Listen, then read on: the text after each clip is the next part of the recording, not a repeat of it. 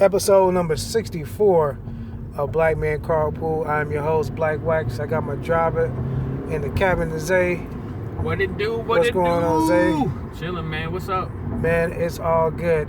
It's a little gloomy outside. Gloomy. You know, we feeling a little bit of a fall/winter mix in Texas. Yeah. This is not, you wouldn't consider this real winter weather, would you? Nah, this is like spring weather in January. Yeah, it's we got a little combo. I guess a fall winter spring mix in Texas. Yeah, so, only in Texas. Only in Texas. Weather is so unpredictable. But if you're born and raised in Texas, you kind of probably used to it by now. So anyway, we're coming off a 3-day weekend. Monday was Dr. Martin Luther King Jr.'s birthday, observed. And it sounds like your MLK Day was a lot more productive than mine. Why don't you tell me about your MLK Day? Well, it wasn't actually MLK Day. It was on the 16th of January that we had this Dallas, I think it's either called Dallas Round Table or Dallas Dinner Table. But they have it every year on Martin Luther King Day, and this just happened to fall on a Monday, this one. So I think they do it at the day after. However, they get a diverse group of individuals from different backgrounds, and we all sit down, we have dinner, and we talk about racial relations. And one of the biggest questions that was stomping everybody was the question was, I'm going to say my little part, and then you finish my sentence with 12 words or less. And one of them that was really stumping people was, how do you feel our interracial marriages are? And then it said, you fill in the blank. And a lot of people got stumped on that. One guy said it was disastrous. Wow. One guy said it was more noteworthy. And so everyone had their little compliments or, their little statements on how they felt about interracial marriages. And, it was really enlightening to see how people thought about interracial marriages outside of, being black. It's really interesting, to be honest. So did you have any particular views on interracial marriages? I did. I can't remember what I said. I think I said something like interracial marriages are interracial relationships or whatever is just inevitable. And the reason why they're inevitable is because there is a rebellious spirit amongst, I believe, everyone. When my parents told me don't touch the stove because it's red hot and it's gonna burn me, I was like, well, shoot, I want to find out. I mean, it looks pretty and it's nice and red, and sure enough, I touched that stove and burnt the hell out of my finger. And I just think that's one of those things that when you say no, more people do it. But if you have open dialogue about it, there's more of an opportunity that maybe it doesn't happen. However, when you tell somebody no, that it's almost a reverse psychology that they're automatically going to do it because of the fact of you're being told no. And I think that's a lot of really what's going on here in the U.S. I mean, there's a lot more interracial couples nowadays than there were in the past, and a lot of it has to do, in my opinion, with the old stigma of you want to keep the bloodline pure.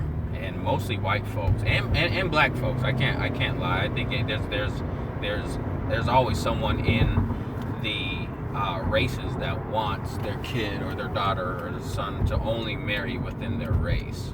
I just think that's just part of it. However, people have feelings and the heart wants what it wants, and people are going to step outside the box and outside their religion and outside their sexuality or whatever because of curiosity.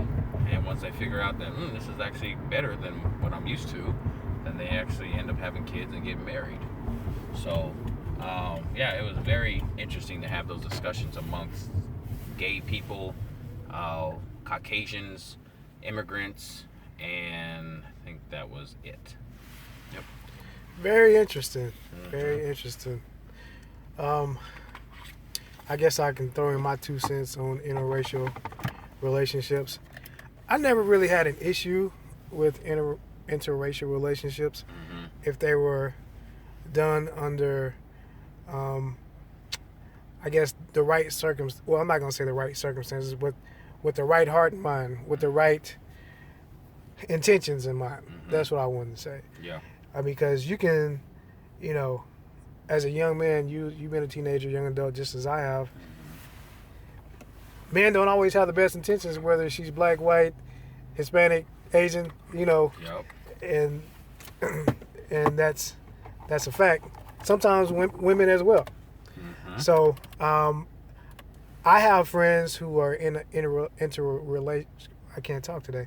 I have friends who are in a interracial marriage. They've been together since like middle school, junior high, and high school, and married, have 3 kids. One's about to graduate, and 3 beautiful kids. I mean, just stunning.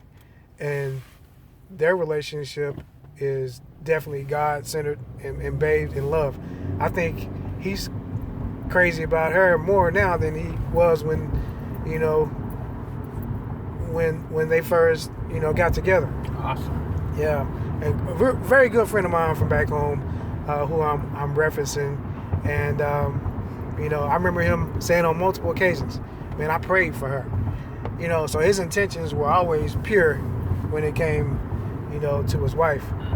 And so, and I think in our area where we live, in the Metroplex, I see a lot of interracial relationships, and it's for me, and I could be a minority in this perspective.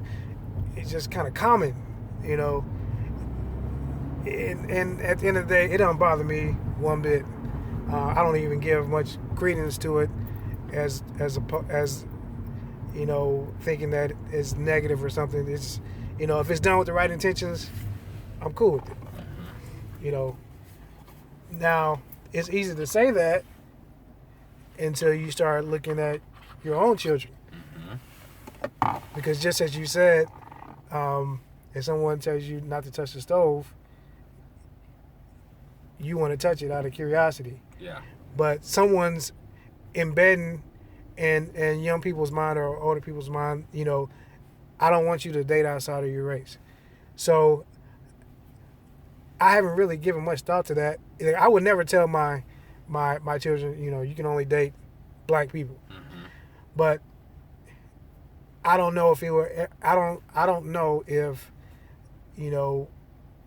my son's gonna bring someone from another race home, or my daughter's gonna bring someone from another race home. Something I really even thought about. And my oldest son, I very seriously believe that he's gonna bring a black woman home. I just don't think it's gonna happen. I think he's already got his mind made up. He wants a Becky. Becky. Yeah. Well, let me ask you this: how would you feel if your daughter got of age and she said that I'm a lesbian and I want to bring my girlfriend to dinner? That's a horse of a different color. And just to be honest, and to be perfectly honest, people can do whatever they want to do. Consenting adults can do whatever they want to do in America. But when it comes to me and my family, that's something that I would not condone. I would not be happy about. And that's just being honest as a father. Yeah. Everyone else can do whatever they want to do. I wouldn't be very happy about that. Yeah, I totally agree. And sometimes we try to separate the two. Like a white man doesn't want his daughter dating a black man. But I'm in the same boat. If my daughter said that she was lesbian, I'd still love her. However, I don't approve of that. Right. And if I had a gay son, I'd still love him. However, I don't approve of that, and that kind of puts me in the same category as individuals who don't want their kids to date outside their race or religion. And so it's a tough pill to swallow, and it's tough conversations to have. However, I think the more conversations that we have around it, the more that we could give it a good understanding about it, and be a little bit more open-minded towards it. So now that you brought up the religious piece, I feel the same way. You know, I do not want my children to date outside of their religion. You know, granted, they're consenting adults. They make their mind up, do what they want to do. Mm-hmm. But, you know, I believe, and I take it literal, that you really should be equally yoked with your spouse. Yeah. I think it's very, very important. Yeah. Now, I've seen some people of one faith, another faith, and they have a great compromise and they make it work. Mm-hmm. But I think it puts undue stress and pressure on your relationship. Yeah. I mean, even growing up as a mixed child myself, you know, some things were a little bit confusing. I remember at one point in time I thought I was adopted because I wasn't the same color as my mother. Mm-hmm. And so at one point in time I really thought that I was adopted. And it's just those conversations that need to be had, because again, it's a different dynamic when you have two different colored people in a family. You bring a baby on board. You just have to have those conversations, because there's just a lot of ambiguity around how kids think when it comes to black, white, black, Mexican, Asian, white, or whatever. Mm-hmm. And so it's important to have those conversations. With me, it didn't happen. However, you know, it's kind of funny just growing up. I was around a lot of mixed kids. We all had, you know, white dad or black dad, white mom, or black dad, Hispanic mom, or whatever. So it was kind of second nature. So we all just kind of leaned on each other without having any parental guidance, and just kind of learn from each other, which is the worst thing you can do. It's like the Lost Boys. It's like, you know, we all just kind of keep tight knits with each other and just kind of learn from each other's mistakes. And, you know, it's so bad, you know, when you don't have a male influence in your life to lead you in the right direction. You just kind of are left. I was kind of left to all my friends and do whatever they did. So it's important to have those conversations. You know, growing up in Odessa, Texas, it is one of the most unique places in America. I don't have the exact figures, but approximately the black males outnumbered black females at least for maybe 5 to 1. Mm. So our pool was really, really, really small. Mm-hmm. So, you know, it's common to see a black man and a Hispanic woman married in Odessa, just based upon, you know, location, population, and availability. Mm-hmm. You know, so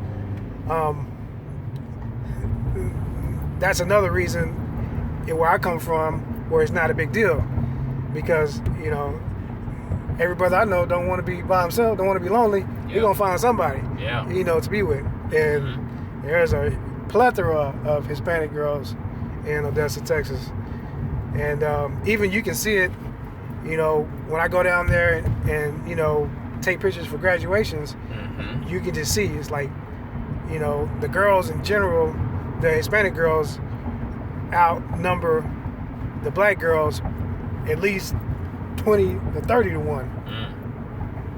So yeah, that's interesting. I want to read a quote from Dr. King, and every year I try to do something to commemorate Dr. King's holiday. I try to explain it to my children. I try to go to an event. I didn't make an event this year. I kind of feel bummed out about that, but my children had a lot of things going on this weekend, so, you know, that happened. But I want to read this quote. Very popular quote. I have a dream that my 4 little children will one day live in a nation where they will not be judged by the color of their skin, but by the content of their character. This is the quote from the I Have a Dream speech that Dr. King gave at the March on Washington, D.C. I think it was 1968. I listen to a lot of podcasts, as you know. Happen to listen to NightLine. And I was listening to Nightline, and they were replaying a clip from his wife, Coretta Scott King. And Coretta was talking about, or Mrs. King was talking about her memoir. She wrote a book called This Family Was Chosen. Mm-hmm. So she was talking about, their life and their work and, the things they believed in. And when they asked her about the affairs, she said, I do not believe that he had affairs. He's my husband, and I would know. I believe it is a total fabrication of his character. And he believed that he needed to have moral character in order to preach and accomplish his mission.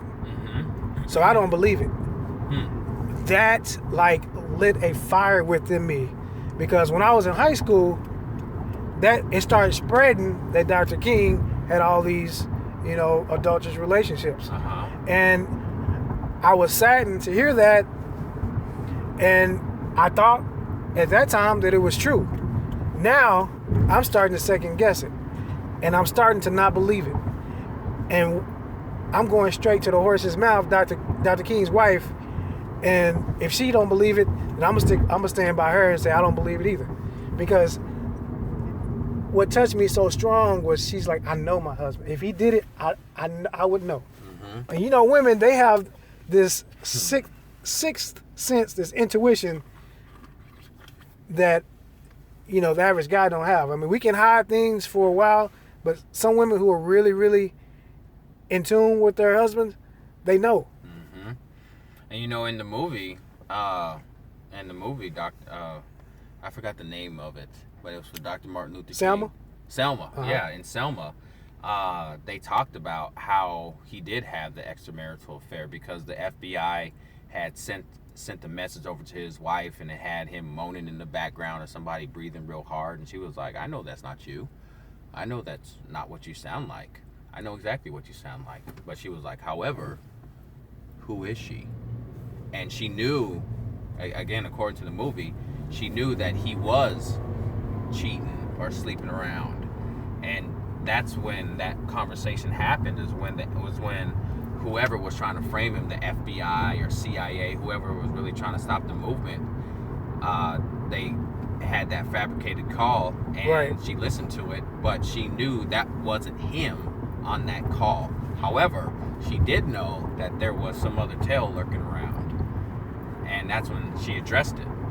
And according to the movie, he was like, I'm sorry, and everything else. And I guess it was some lady that was housing him while he was on the road, because they would stay at random people's houses. Right. And every time they went to a certain city or whatever, they'd stay at certain people's houses, and that, in this one certain city, they'd stay at this lady's house, and supposedly Dr. King wasn't doing the damn thing. But again, that's the movie. That's the movie. So anyhow, that's what they want us to believe, but who knows what the real truth is. Yeah, but that's interesting. But at the end of the day, I'm going to stand by the fact that Dr. King had character. Yeah, absolutely. I'm going to stand by that.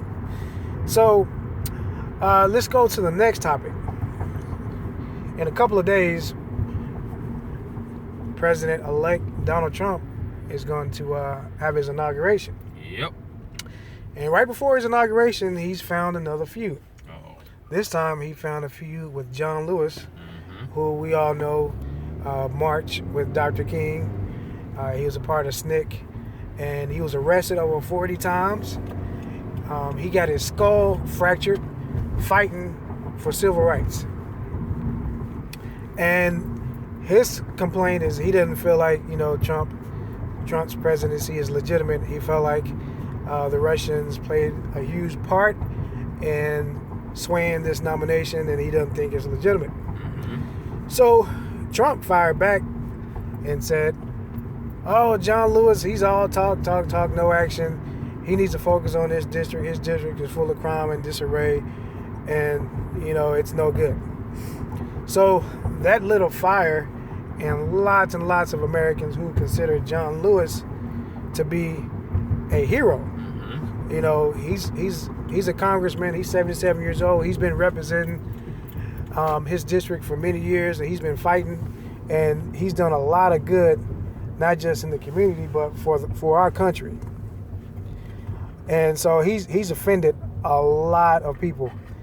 And there's an article on this website, rollcall.com. The writer is Jonathan Allen. Mm-hmm. And he kind of compares Donald Trump's legacy or his record to John Lewis' record. And basically, he summed up. Trump made a mistake in going after Lewis personally, rather than arguing Georgia Congressman's words were misguided. The war of words between these two men have perfectly illustrated the difference between having character and being a character. Boom. Boom. Take it to the house, baby. And this is a white guy that wrote this article, by the way. Wow. Yeah, so it's not a good look for Trump. It's not a good look for Trump at all. And this inauguration is going to be it's going to be interesting. This presidency is going to be interesting, but he's not really starting on a very positive note. It's a whole bunch of ticky-tack fights with people who are real heroes in our country. Mm-hmm. Yeah, and I think on Inauguration Day, he's very eager to start whipping that pen around and start pushing new laws and policies, and unfortunately Obamacare is one of them. So there's going to be a lot of people in a tough position if he decides to repeal the Affordable Care Act and not have something in place. And they do say they have something in place, however it hasn't been displayed, or the details and logistics behind it have not been said. And someone on CNN was talking about, they took a survey of individuals with Obamacare, and most people loved it. Most people did like Obamacare. However, they did not like the name of it. That was the biggest consensus, was that they didn't like the name. I don't know how that trumped how expensive it is, because it is expensive. However, they were talking about it's just a name change. So one thing that they were saying that President Trump was going to do was just change the name of Affordable Care Act and have all the same policies in place, except for changing the name. Yeah, that sounds about right, because they don't have anything better in place. They just want to change the name. In the writing world, that's called plagiarism. Exactly. And so how is that even legal if they decide to go that route? Well, we'll see. But he can't repeal it without have something in place, because there's millions of Americans who are dependent upon it right now. And if he repeals it and it just goes away until they come up with something different, then there's going to be lives lost and severely sickened. I mean, literally, if there's nothing in place to sustain people who need that medical care. I agree. So it's going to be interesting. It's going to be interesting, to say the least. So I got one more story, and then we'll wrap this up. I didn't really know how to approach this next story, so we'll just kind of let it fly. All right. January 15th, 2017, Bishop Eddie L. Long died. Yep. On Dr. Martin Luther King's birthday. Yeah. So you can hardly find any good article about him. Yep. As he passed away. The headline in CNN says controversial megachurch pastor Eddie Long dies at 63. And I don't have a strong personal connection to Bishop Long. When I was in college, some of my buddies made a road trip to Atlanta, and we did go visit his church. Okay. And we spoke to him and talked to him very, very briefly. And I've heard him speak, at different church events. So, I'm fairly familiar with his ministry. And, he did a lot of good prior to his fall from grace. Uh-huh. But at the same time, you could tell that his ego had got inflated when, he started mingling with celebrities and dignitaries and running a multi-million-dollar ministry. You could tell that, he was into the hype, Yeah. To the fame, and as a minister, that's dangerous because you have a specific calling on your life, and you have a mission on your life, so you can't get caught up in these luxuries that the world has to offer. You have a stronger mission from God to fulfill. Yep. I'm gonna take it a step further. So when you get money, there's a spotlight on you. Yep. And somebody said, wealth and power breed arrogance. Wow. And his little spotlight, and this is my personal opinion, I think this little spotlight that got put on him killed him. Wow. Because he was out there. I don't know if you remember this, but there was a few boys that said that they molested him. No, it was 4. 4 of them. Yeah, national. Yeah, and they started coming out one after the other, one after the Yep. other, one after the other. One person had a testimony, that other dude saw it, they started to come out. So they all started to congregate. And the thing was, he was preaching against homosexuality. Right. But then he would take these kids, to the gym and everything and try to be a mentor to them. And he felt like he was so above them that supposedly he molested them, and they have all kind of sexual acts that supposedly that they did, and that's just him taking advantage of the situation, just like any other pastor has, except for this one was actually with boys and not girls. Yep. And so I don't know if you saw the picture of him before he died. Yes. But he looked totally different. Frail. He died of cancer. He died of cancer, and I don't ever think he repented from that.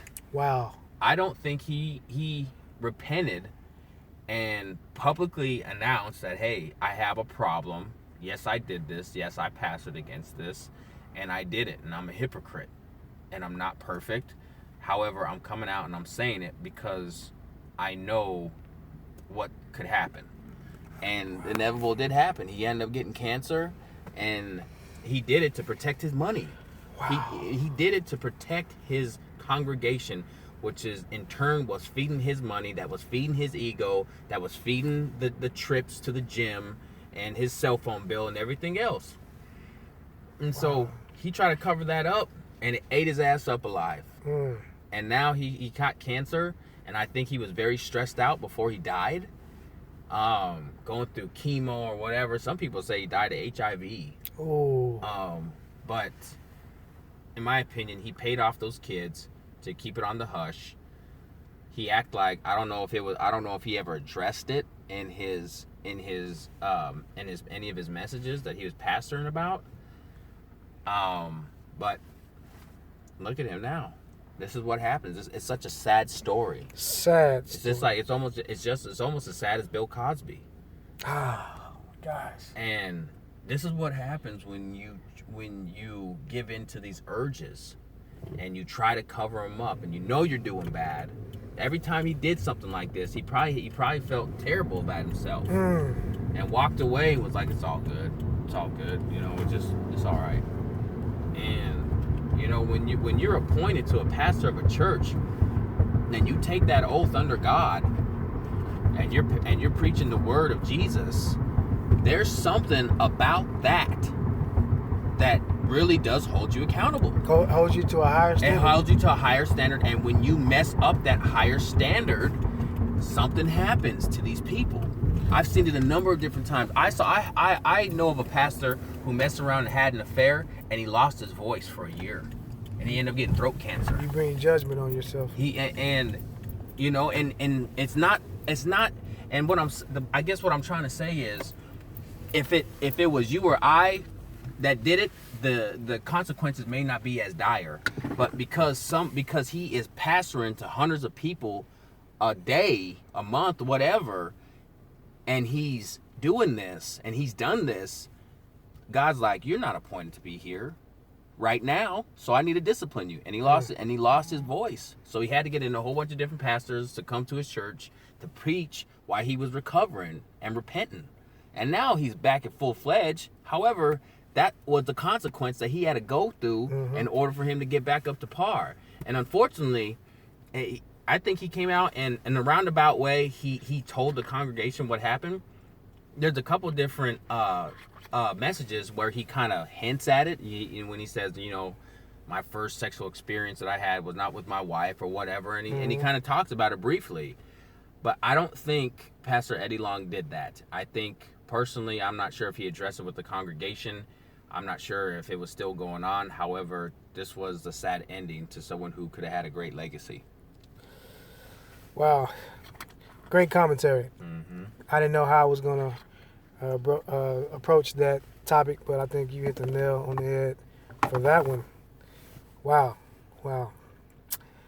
So, I hate to kind of end on a sour note, but, we highlighted people who had character. We highlight people who don't have character. So at the end of the day, it's just more important to have character. It speaks volumes. Yeah. Literally. It does. So anyway, we are on Mixcloud. We are on Facebook. We are on iTunes, and we're on YouTube and a couple other places. And I'm so happy that we're on YouTube because you can almost see us. We just got audio on there now, but we will be doing some videos. But definitely tell a friend. And you got any shout outs?